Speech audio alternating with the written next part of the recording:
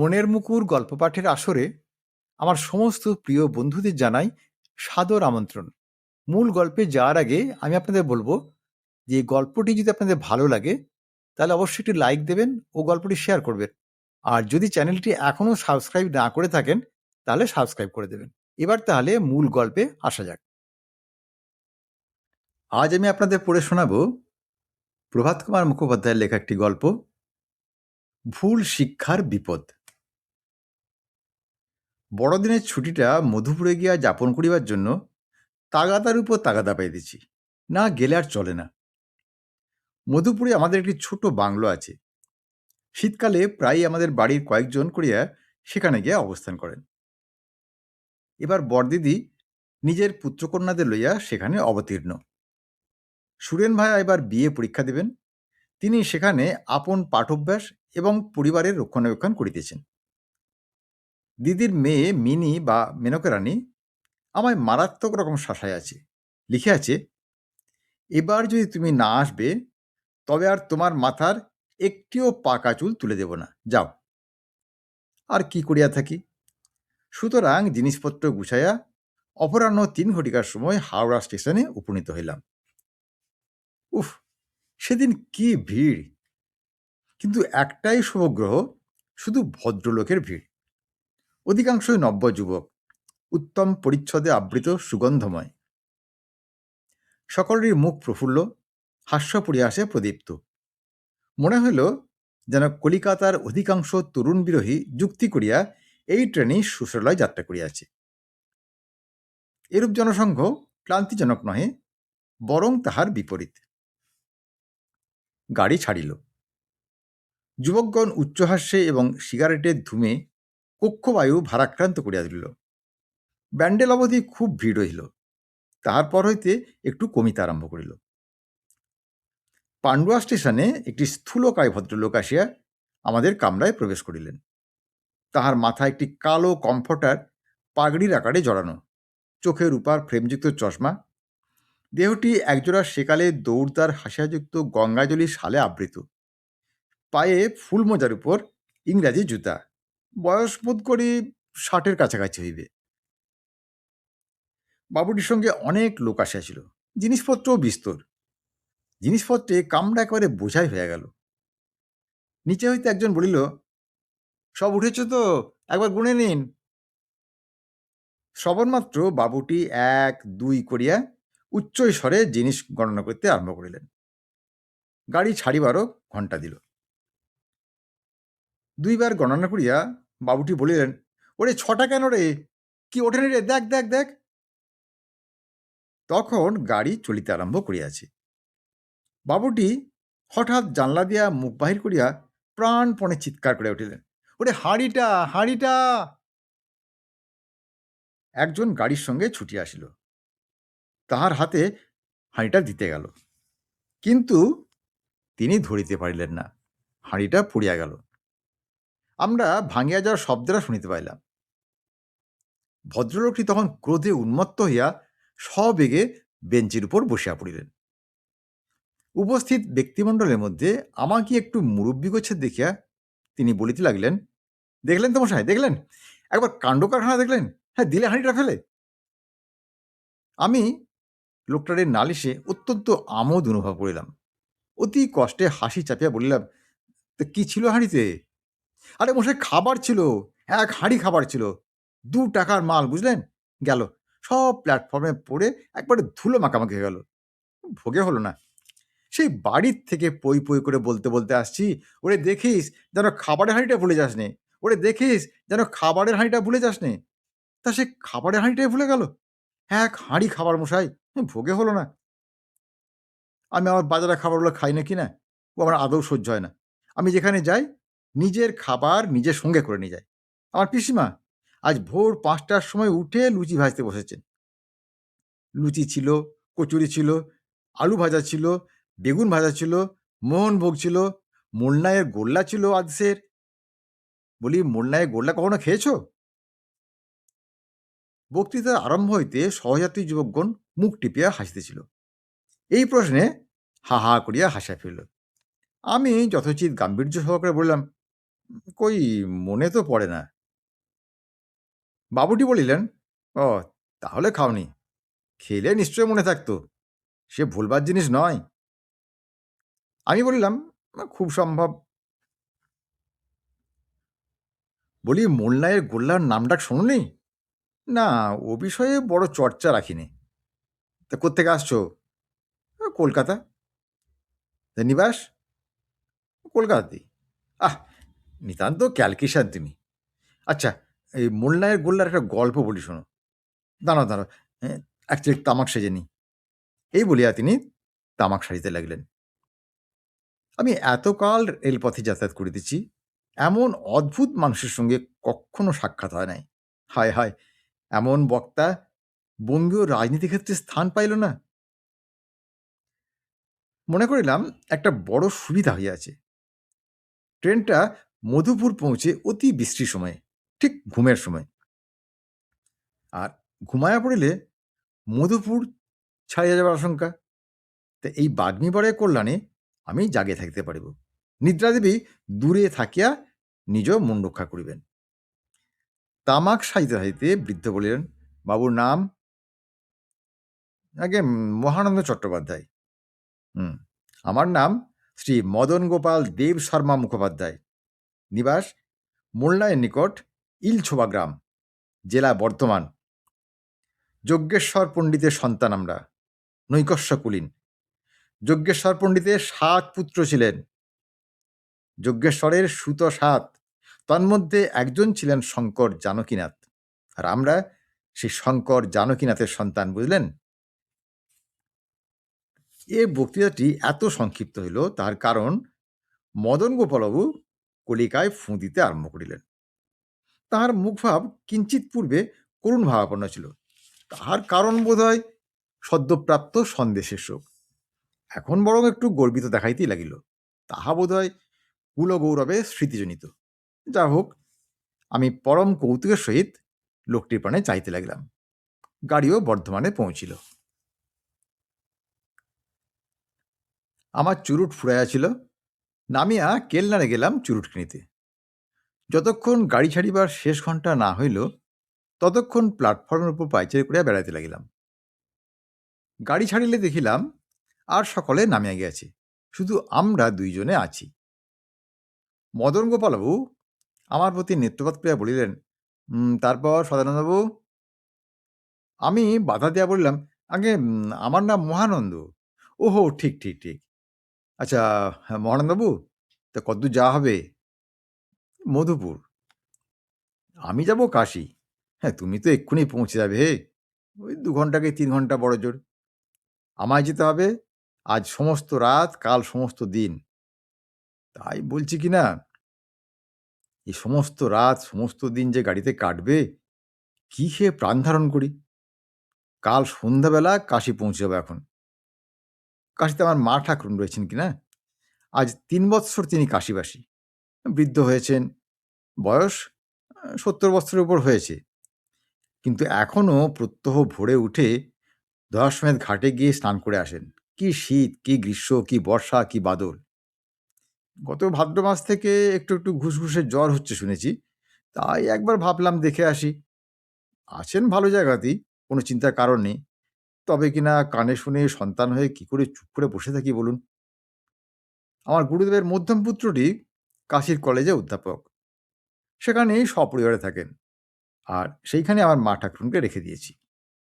গুরুপুত্রটি অতি উপযুক্ত লোক, ন্যায় তার সমকক্ষ কাশীতে নেই বললেই হয়। আমারই বয়স, আমরা একত্র খেলা করতাম। সে অল্প বয়স থেকেই তার বুদ্ধির সূক্ষ্মতা দেখা গেছিল। আমি বলিলাম, মশাই চুরুট খান নাকি? চুরুট? খাই কখনো কখনো। ছেলেবেলায় যখন কলকাতায় ছিলাম, ইংরেজি পড়তাম, তখন খুবই খেতাম। তখন তোমাদের সব বাটসাই ফাটসাই ওঠেনি।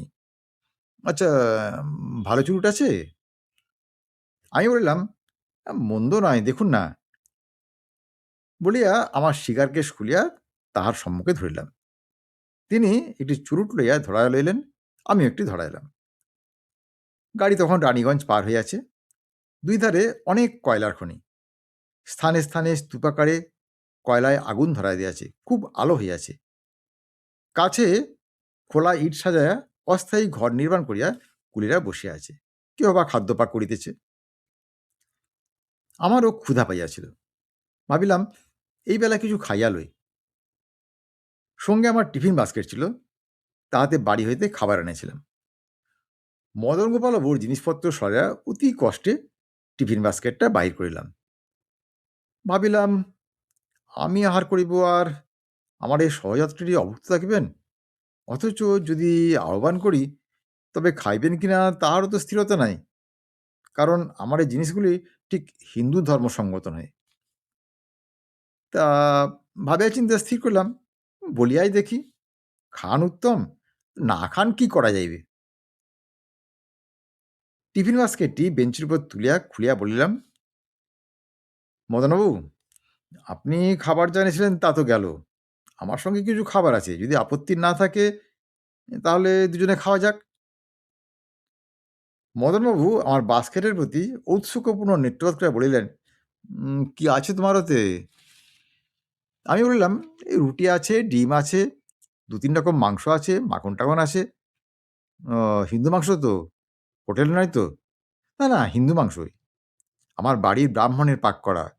শুধু রুটিটা হোটেলের। নইলে আর সব জিনিসই একবারে বিশুদ্ধ হিন্দু মতে তৈরি। মদনবাবু বলিলেন, তা হোক। হোটেলের রুটিতে আমার আপত্তি নেই। যখন কলকাতায় ছিলাম, ইংরেজি পড়তাম, তখন তো হোটেলের রুটি ঢের খেয়েছি। কত কি খেয়েছি! সেসব দিনে ছাত্রসমাজ ভারী উচ্ছৃঙ্খল ছিল। বলিয়া তিনি হাস্য করিতে লাগিলেন। আমি আর বাক্যব্যয় না করিয়া মাংসাদি বাহির করিয়া প্লেট সাজাইলাম। জিজ্ঞাসা করিলাম, ছুরি-কাঁটা ব্যবহার করেন নাকি? না ভাই, ওসব পোষাবে না। দাও, হাতে করেই খাই। খাইতে খাইতে মদনগোপালবাবু হিন্দু ধর্ম বিষয়ক এক বক্তৃতা আরম্ভ করিলেন। তাহার সার মত এই যে, মুসলমানের হাতে খাইতে নাই, একথা শাস্ত্রে পাওয়াই যাইতে পারে না। কারণ শাস্ত্র যখন তৈরি হয়েছিল, তখন তো মুসলমান জন্মগ্রহণই করে নাই। তাহারা যখন আসিয়া আমাদের উপর অত্যাচার উৎপীড়ন আরম্ভ করিল, তখনই আমরা তাহাদের প্রতি বিদ্বেষবশত এই প্রকার লোকাচারের প্রবর্তন করিলাম। মাংস ফুরাইলে মদনবাবুকে বললাম, দেখুন রুটি কিন্তু আরও আছে, মাখন আছে, জ্যাম আছে, মার্মালেড আছে, আপনি কি নেবেন? মদনগোপালও বললেন, মার্মালেড? মার্মালেড? কই দাও তো, একটু মার্মালেডটা দেখি কেমন খেতে, কখনো তো খাইনি। দিলাম।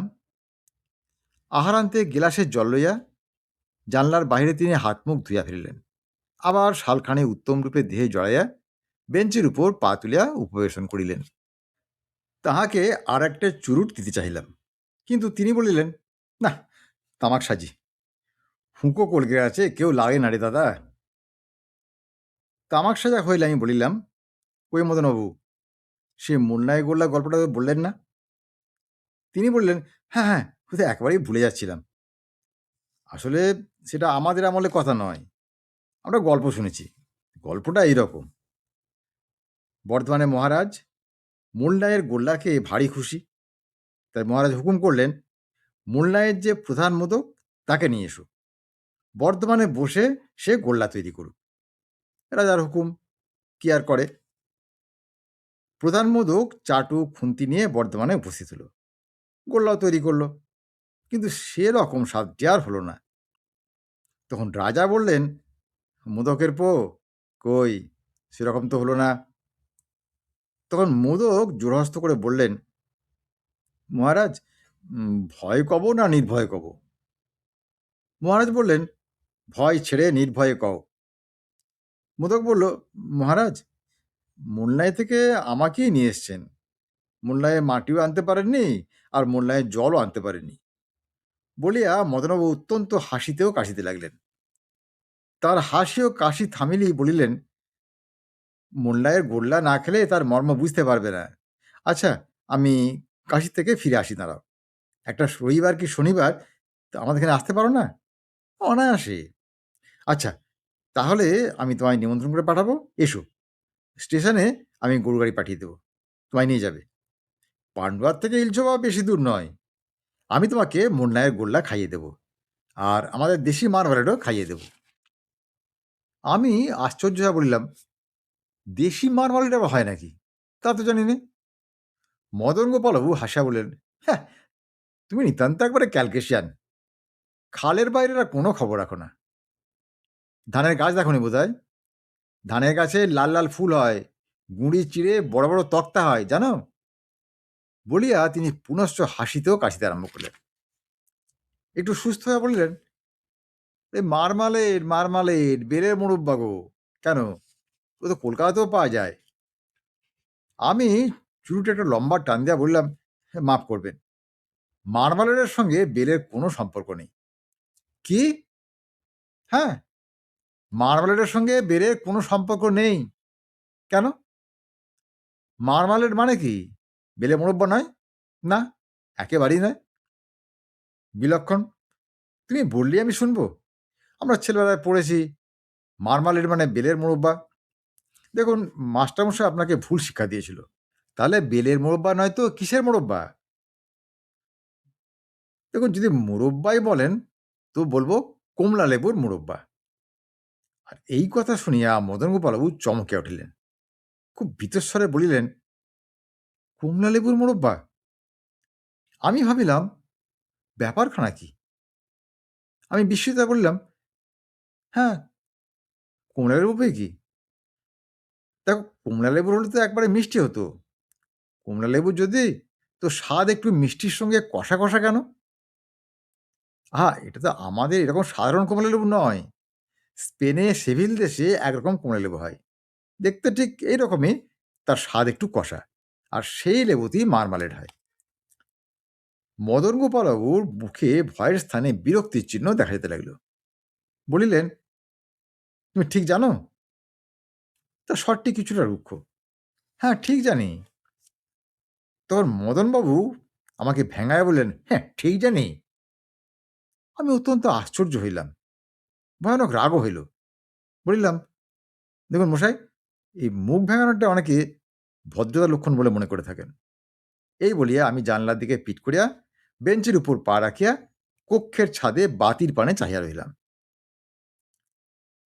মদনগোপালবাবু বলিলেন, আচ্ছা, তোমার সঙ্গে কি আমার শত্রুতা ছিল? আমি আজ 20 বছর কমলা লেবু খাইনি। তুমি কি জন্য আমায় কমলা লেবু খাইয়ে দিলে? আমি বলিলাম, কেন? কমলা লেবু তো আর বিষাক্ত জিনিস নয়। দেখো, তোমার পক্ষে বিষাক্ত জিনিস না হতে পারে, আমার পক্ষে বিষাক্ত। আমি যখন কমলা লেবু খাইনি, তখন তুমি কি জন্য আমায় খাওয়ালে? আমিও বিরক্ত হয়ে বলিলাম, আচ্ছা, মশাই কি আমাকে সে কথা কখনো আগে বলেছিলেন? মদনগোপালবাবু আবার মুখ ভেঙায় বলিলেন, হ্যাঁ, মশাই কি আগে আমায় সে কথা বলেছিলেন? তুমি কেন সে সময় বললে না যে তো কমলা লেবু আছে? লোকটার ব্যবহার দেখিয়া রাগে আমার সর্বশরীর জ্বলিতে লাগিল। আমি বলিলাম, দেখুন, আপনি কিন্তু ভদ্রতার সীমা লঙ্ঘন করছেন। এটা এটা কিন্তু ঠিক হচ্ছে না। আরে যাও, যাও, ঢের দেখেছি। তোমরা তো কলকাতার বাবু, সীমা লঙ্ঘন করছেন। আমায় তিনি ভদ্র শিক্ষা দিয়ে এসছেন। ছুরি কাঁটা দিয়ে মাংস দিতে জানলেই ভদ্রলোক হয় না, বুঝলেন? একজন নিরীহ ব্যক্তি যা খায় না, তাকে খাইয়ে দেওয়া, সেটা খুব ভদ্রতা না? আমি বললাম, খিদে তো মরছিলেন। হ্যাঁ, নিজের খাবার খেতে দিলাম তো। হ্যাঁ, বেশ প্রতিফল তার। হ্যাঁ, খিদে মরছিলাম ঠিকই। কিন্তু তোমার কাছে আমি কেঁদে পড়েছিলাম নাকি যে খাবার জন্যে? আমি বিরক্ত হয়ে বললাম, আপনি যা ইচ্ছা হয় বলুন। বলিয়া আমি কম্বল মুড়ি দিয়া বেঞ্চে শুইয়া পড়িলাম। বাবুটি অনর্গল বকিয়া যেতে লাগিলেন। ক্রমে তাহার স্বর নরম হইয়া আসিতে লাগিল। পান্ডুয়া স্টেশনে খাবারের হাঁড়ি লোকসানের শোক নূতন করিয়া উতলিয়া উঠিল। তিনি বলিতে লাগিলেন, খাবারের হাঁড়িটা যদি সঙ্গে থাকতো, তাহলে তার এই বিপত্তি হতো না, ইত্যাদি ইত্যাদি। ভাবিলাম, লোকটা দেখিতেছি বদ্ধ পাগল। অনেক বকিয়া বোধহয় শান্তি বোধ হইল। তখন তিনি তামাক সাজিতে বসিলেন। শব্দে জানিতে পারিলাম। তারপর ধূমপান করিতে লাগলেন। আমি কম্বলে মুখ ঢাকিয়া নিদ্রার চেষ্টা করিতেছিলাম, কিন্তু নিদ্রা আসিল না। মদনবাবু অনেকক্ষণ ধরিয়া তামাক খাইলেন। ক্রমে গাড়ি আসিয়া আসানসোলে থামিল। মদনবাবু জানলা দিয়া গলা বাহির করে বলিলেন, চাপরাশি, ও চাপরাশি। কে একজন জানলার কাছে আসিল। তাহাকে জিজ্ঞাসা করলেন, বাবু কটা বেজেছে বলতে পারো? সে বলিল, 11:30 বাজে। আচ্ছা, এই গাড়িটা মধুপুরে কখন পৌঁছবে? 12টা। ভাবিলাম আমার উপর লোকটার এতই ক্রোধ হয়েছে যে আমি নামিয়া না গেলে, পাপ বিদায় না হইলে আর সুস্থির হইতে পারিতেছেন না। গাড়ি ছাড়িল। কিয়ৎক্ষণ পরে আমার কম্বলের উপর হস্তস্পর্শ অনুভব করিলাম। সদানন্দবাবু, ও সদানন্দবাবু, ওঠো। আমার নাম সদানন্দ নয়, সুতরাং আমিও উত্তর করিলাম না। ও ভায়া, ওঠো ওঠো, মধুপুর তো এলো বলে, উঠে পড়ো। আমি মুখ হইতে কম্বল খুলিলাম। কি ভায়া, রাগ করেছ? আমি উঠিয়া বসিলাম। খুব শুষ্কভাবে বলিলাম, কেন, সব রাগ কি আপনারই একচেটে নাকি? ধীরে ধীরে আমার পিঠ চাপড়াইয়া বৃদ্ধ বলিলেন, না না, রাগ করো না, বুড়ো মানুষ, যদি দুটো কথা বলেই থাকি তাতে কি আর রাগ করতে হয়? হঠাৎ মেজাজটা খুব গরম হয়ে উঠেছিল, সব দোষটাই তখন তোমার বলে মনে হয়েছিল, আমি মাফ করো। ভাবলাম মনুষ্য চরিত্র এইরকমই বটে।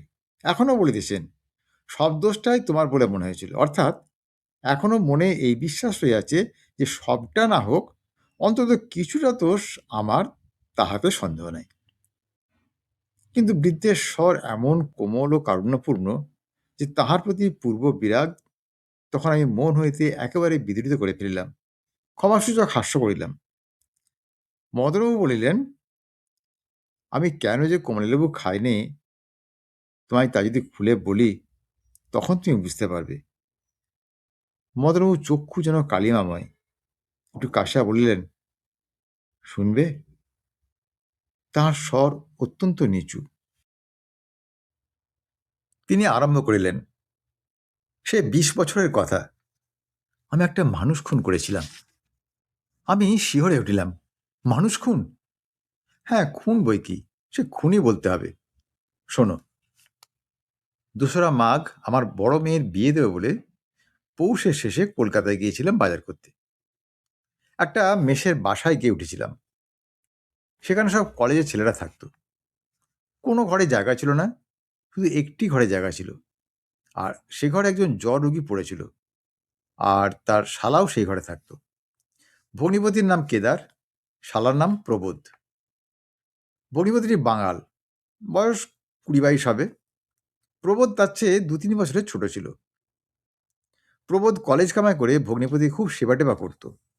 ঘন্টায় ঘন্টায় ওষুধ খাওয়ানো, তাপ নেওয়া, মাথায় হাত বুলোনো, পায়ে হাত বুলোনো, রাত্রে 2-3 বার করে উঠত।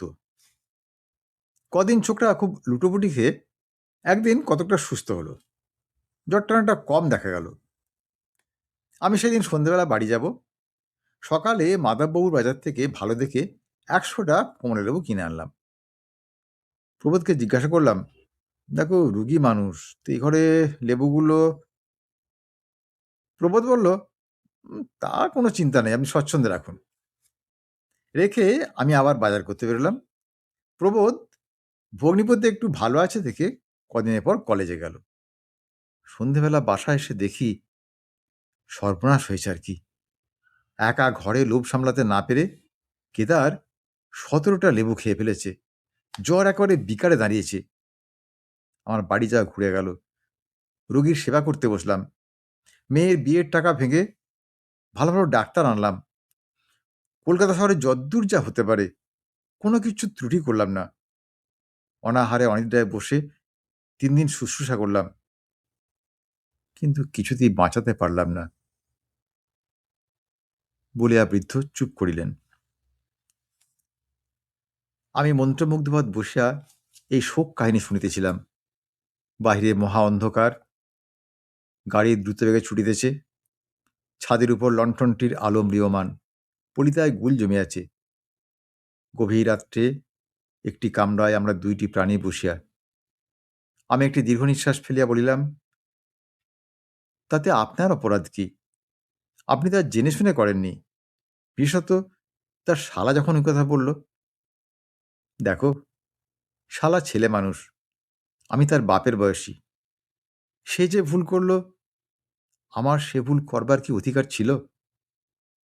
আমি বলিলাম, ব্যাপারটা খুব শোচনীয়, সন্দেহ নেই। তবু আপনি নিজেকে এর জন্য যতটা দোষী স্থির করেছেন, সেটা নিতান্ত অনুচিত। পাপের পরিমাণ তো কার্যের ফল নয়, কার্যপ্রণোদক ইচ্ছায়। মদনগোপালবাবু ক্ষীণ স্বরে বলিলেন, হুম, সে কথা বললে মন বোঝে না। আমি এর জন্যে দায়ী। প্রবোধের কান্নাটা যদি দেখতে। সে বললে, তারা 5 ভাই 1 বোন, ওই একমাত্র বোন, কত আদরের বোন, 13 বছর মোটে বয়স, তার এই সর্বনাশ হলো। আমারও মেয়ে তখন 13 বছরের। বাড়ি গিয়ে মেয়ের বিয়ে দিলাম। আমি আমার মেয়ের পানে চাইতে পারিনি। মেয়েকে দেখলে, সেই যে মেয়েকে দেখিনি, যার সর্বনাশ করেছি আমি, তার কথাই খালি মনে হয়। গাড়ির বেগ কমে আসিতে লাগিল।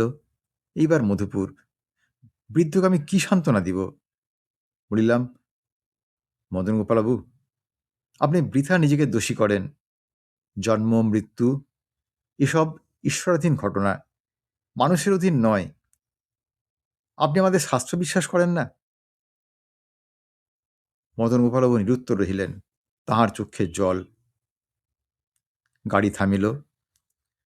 নিদ্রাতুর খালাসি ক্ষীণ জড়িত কণ্ঠে বলিতে লাগিল, মধুপুর, মধুপুর। আমি মদনগোপালবাবুকে নমস্কার করিয়া গাড়ি হইতে নামিয়া গেলাম।